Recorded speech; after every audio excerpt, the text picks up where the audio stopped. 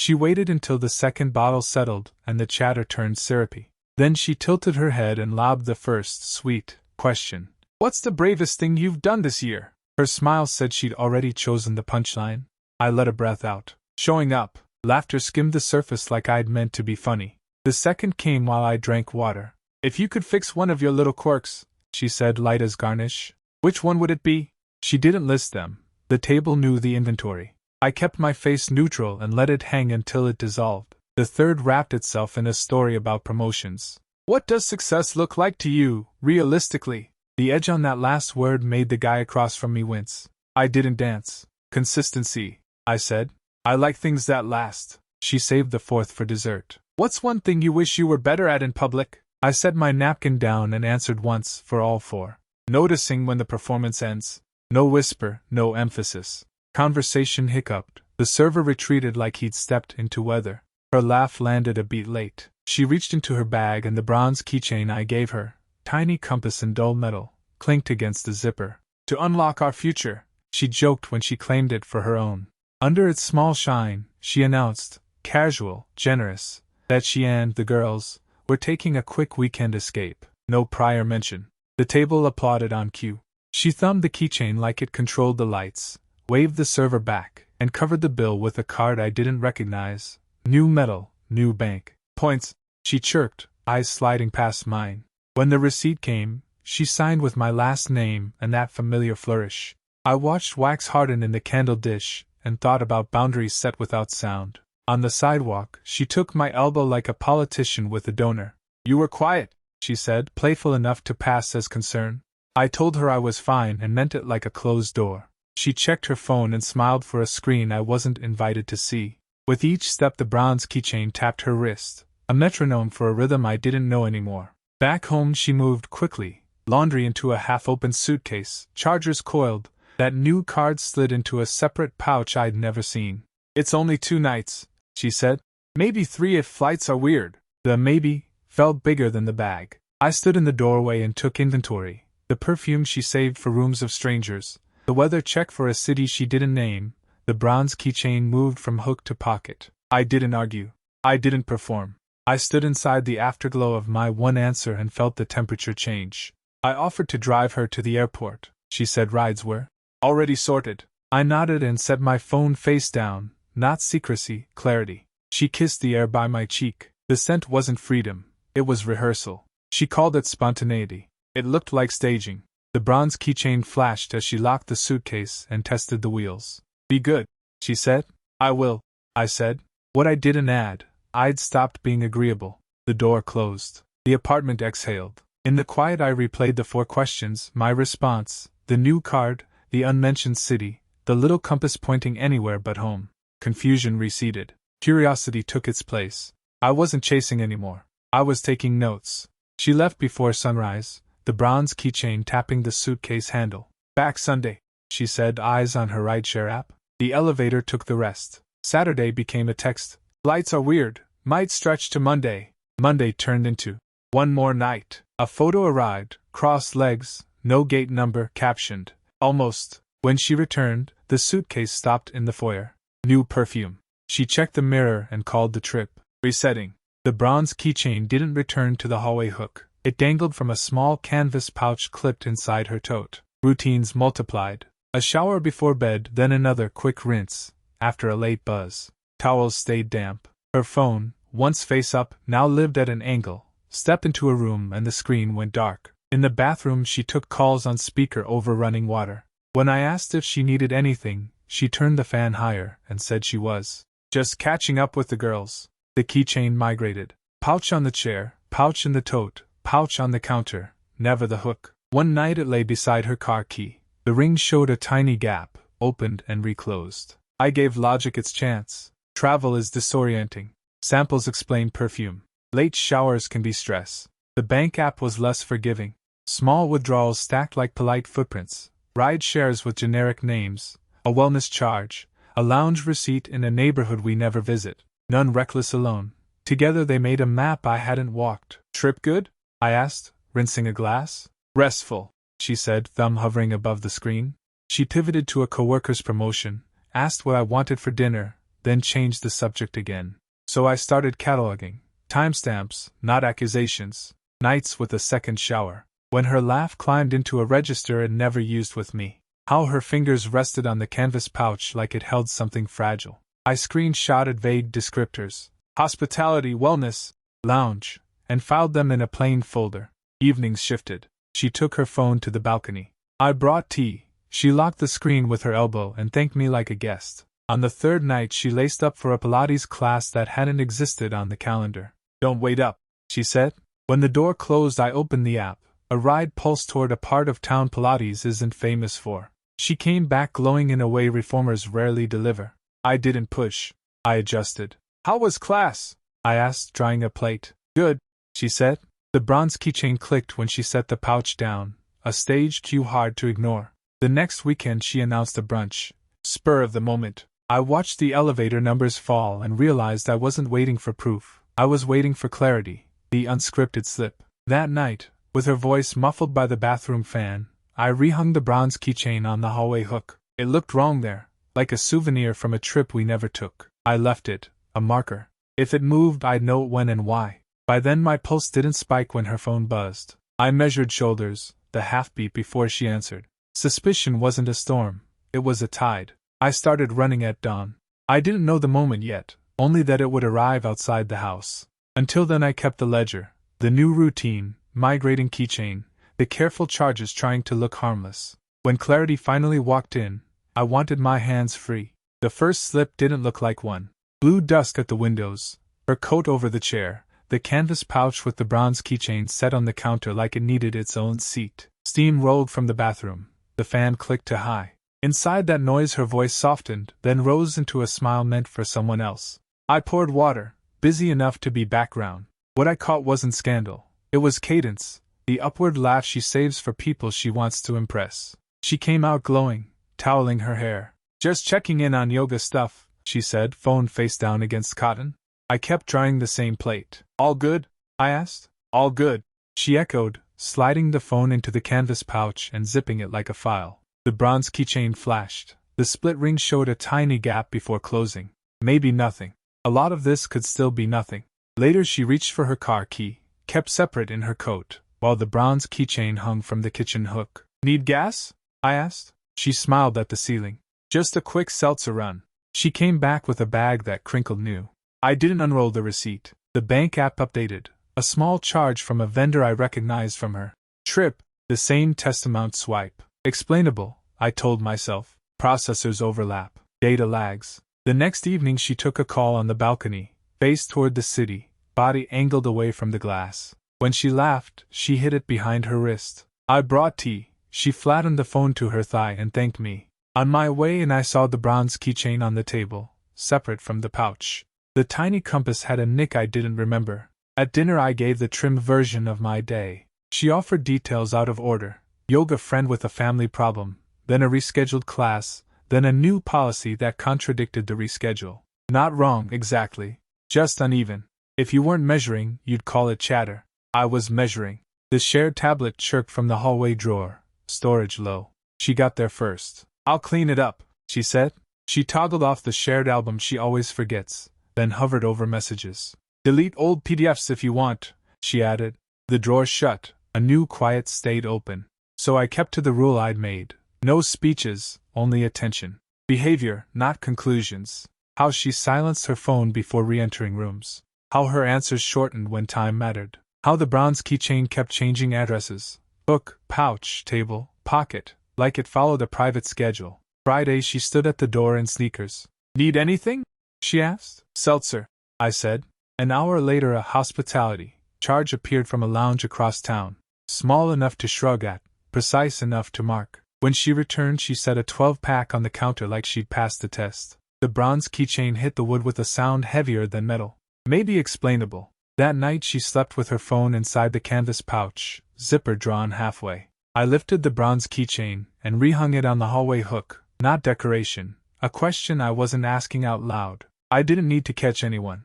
I needed to keep seeing what I was seeing until the picture stopped pretending to be random. Between the faucet drip and the hum of the fridge, quiet resolve arrived. No accusations, no scenes, just a record of patterns, waiting for the one thing patterns always give if you're patient, a point they can't explain away. It happened by accident, or maybe by inevitability. She left the tablet on the couch, half buried under a throw. I picked it up to plug it in, tapped the black screen, and there it was. Her cloud hadn't signed out. Messages, threaded and neat, synced without ceremony. No effort from me. Just an open door. I didn't scroll fast. Each line landed with quiet precision. A name I didn't know. His jokes about me weren't clever. He still doesn't notice? Followed by laughing emojis. She didn't correct him. She didn't defend. She answered with her own laughing face, a mirror of his. No pushback, no distance. Just silence where respect should have been.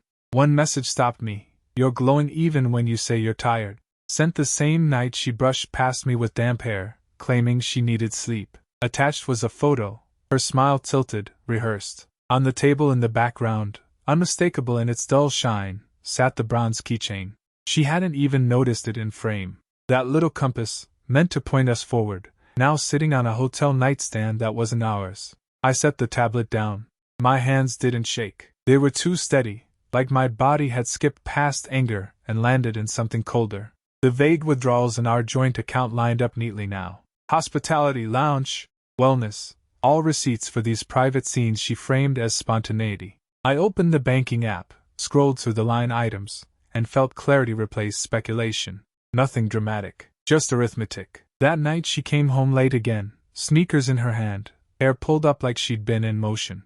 Class ran long, she said, cheeks flushed. She tossed the canvas pouch onto the counter, the bronze keychain thudding against wood. I looked at her and asked, "Good workout?" She smiled too quickly, a rehearsed smile, then ducked into the kitchen for water. I thought about the chat log. Him writing, "He's too polite to ask questions." Her reply, "Exactly. He trusts too much." That was the part that settled deepest, not her distance, not the laughter, but the casual certainty that my silence was permanent. I didn't confront. I didn't even adjust my tone. I noted. I catalogued. I watched her switch the phone to low power, slide it face down onto the couch, and angle her body so I couldn't see the screen. Later, she left the pouch unzipped. I saw the bronze keychain glint under lamplight, hanging just above the phone inside. A pair, bound by the same ring. The keychain had been reduced to a cover, metal meant to disguise glass. I lay in bed while she scrolled beside me, her face illuminated in blue. My eyes stayed on the ceiling, but my mind replayed the messages. Glowing. Too polite to ask. The bronze keychain sitting proud on a hotel nightstand. And my name in their thread, not as a partner, but as a placeholder. Sleep didn't come. Not then, not for hours. But something else arrived. Acceptance. The picture was no longer forming. It was finished. The bronze keychain, the unexplained withdrawals, the muffled calls, the shifted laughter. Denial had no space left to stand. By dawn, I knew I wasn't imagining shadows. I was standing in the light of a pattern too complete to ignore. And from here, there was only one direction left, forward, through whatever would rise when others realized they'd known, too. I thought the messages would be the hard part. They weren't. The hard part was noticing who already knew and chose the quiet. It started with my sister. I called about nothing, weekend plans, our mother's doctor, and she asked, too carefully, "How are you, really?" When I mentioned the unplanned trip, her silence grew heavy. "Say it," I told her. "I saw her," she said, 2 weeks ago. "Not alone." She hurried to pat it. "Maybe work." I didn't want to make it worse if I was wrong. The room didn't spin, it narrowed. "Where?" "A hotel downtown. The lounge with the piano." She didn't see me. "I thought you knew." I thanked her. She apologized for staying quiet. Silence feels protective. Mostly it preserves momentum. After the call, I moved the bronze keychain from the hallway hooked to the bowl by the door. Not decor, monitoring. Her friends gave a politer version of the same choice. Dinners still sparkled, but the edges dulled. A hug held too long. A joke got explained twice. When she teased me about getting lost without a map, laughter came on delay. The canvas pouch traveled. If I entered, a zipper closed a fraction. The bronze keychain tapped the table, a metronome. The bank app kept time. Hospitality. A ride from the hotel district at 1:18 a.m. Micro-charges from a florist nowhere near her office. Nothing dramatic alone. Together, a shape. "Everything good?" she asked one evening, stirring pasta she never tastes. "Depends what you mean by good," I said. At the next dinner, seemed showed. She floated airport chaos, then signed the tab with my last name like a license. The bartender glanced at the pouch, at her phone angled away, and back at me, a small flinch. Nobody said anything. Stakes rose quietly. My inbox flagged a receipt for a card I hadn't used, then a fraud alert she intercepted and waved off as travel points. I screenshotted everything and filed it under records. I didn't get louder, I got specific. I recognized the hotel pianist's Thursday set from a short video that autoplayed before she swiped it dark. Her circle closed ranks by talking around me. You know how she is, someone said, as if personality were an alibi. One detail moved me from observation to readiness. She came home with the bronze keychain detached from the pouch and hooked to a new ring, brushed steel with a tiny letter charm that wasn't mine. She set it beside a florist's card with no message. When I touched the bronze, the new charm chimed like a second hand joining the first. Nice ring, I said. Gift bag mix-up. She shrugged, eyes on a notification. I put the bronze keychain back on the hallway hook and left it there. If she moved it again, I wanted the sound recorded, that small scrape of metal pretending to be about decor. By then I had the map and the quiet, and the knowledge that people I loved had chosen not to see. What I didn't have yet was the uninvited clarity, the kind that arrives from outside your circle with no interest in protecting anyone. It would come soon enough, carried casually over coffee by someone who didn't know they were opening a door. They'd mention a lounge I hadn't visited, a cocktail she never orders, and how, radiant, my wife looked last week. That word would do what the messages, the charges, and the keychain had prepared me for. Convert quiet into certainty you can hold in one hand while you reach with the other for the next step. It came in the safest place, the office kitchen, fluorescent lights and burnt coffee. Marcus from Partnerships scrolled with one thumb and said, almost as an aside, "Saw your wife last week. She looked great. You two celebrating something?" I poured. "Where?" "The Lantern," he said. "The hotel lounge with the piano. Thursday late. She had that lime and ginger thing. Introduced me to a guy from North Row Partners. Leo? Liam? One of those." He smiled. "She flashed one of those heavy cards. Said the points were paying for spontaneity." The name didn't land like a blow. It flipped a switch. I set the cup down and nodded like he'd mentioned weather. He was already on to calendar talk, not knowing he just handed me the missing corner. At my desk, the outline tightened. Thursday micro charges. Ride share from the hotel district. The chat photo with the bronze keychain on a nightstand. The letter on her new ring. Marcus's maybe name matched it. I didn't spiral. I stacked time, place, witness. Even his throwaway about the piano matched the weekly set she once posted before hiding it. She hadn't been careful. She'd been confident I wouldn't connect dots others stepped over. At home, the canvas pouch lay half-zipped on the entry table, the bronze keychain dangling like a lure. I palmed it, tilted the tiny compass to the light. The new charm chimed, an L. She came in behind me, keys tossed. "Work okay?" she asked, managing the room. "Busy," I said, returning the bronze to the pouch. She chopped herbs we didn't need and told a story about a class that didn't meet. When her phone sang, she muted it with the same casual flaunt Marcus had mentioned, the flash of metal, points paying for spontaneity. That night I opened the folder named the way a judge would, records. I anchored a new page. Marcus's observation, the lounge, the drink, the vendor tie. I didn't add motive. I added times. By morning, 2 more confirmations arrived uninvited. My sister texted a photo of the florist on the same block. Walked by. Now I understand. And at lunch a client from North Row laughed. "Small world. I ran into your wife at Lantern with Leo. We're all going to that art thing next month. You coming?" She meant it kindly. I heard the subtext. The circles had overlapped without me. I smiled like the fire alarm said test. "We'll see," I said, and wrote down dates I would not attend. Acceptance finished its work. This wasn't hunch. It was inventory. The bronze keychain, the coordinated charges, the messages, now wrapped by a stranger's casual confirmation. My silence wasn't weakness. It was a staging area. That evening I set the table and asked, easy as a weather report, "What about dinner with everyone, like before?" Her face lit. "I'll text," she said, typing. The bronze keychain tapped the wood. I didn't plan speeches. I planned paper, screenshots printed clean, timestamps aligned, a single photo with the bronze keychain in frame like a signature you can't erase. No threats, no raised voice, only placement. Truth beside her glass until it reflected back. She tilted her phone to her cheek. "Set," she said, pleased. I nodded, and the bronze keychain settled. The outsider's reveal wasn't dramatic. It didn't need to be. It removed the last excuse between me and the room she used for performance. I marked the date on my calendar and closed it. Next timing. Then lights up. Then silence. Not mine.